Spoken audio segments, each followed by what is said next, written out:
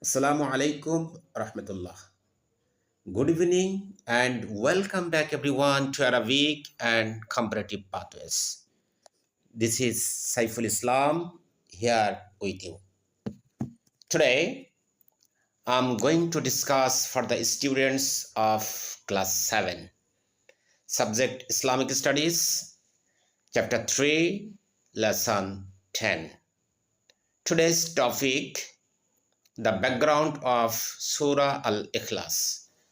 My dear students, once the mushriks of Makkah asked the great Prophet Hazrat Muhammad sallallahu alaihi wasallam about Allah's family. Almighty Allah revealed this surah as a reply to their question. My dear students, it is described elsewhere that the mushriks also asked Hazrat Muhammad sallallahu alaihi wasallam, what is Allah made of? Gold, silver, or something else? Against of their question, Almighty Allah revealed Surah Al-Ikhlas. My dear students, I hope you have clearly understood the background of Surah Al-Ikhlas.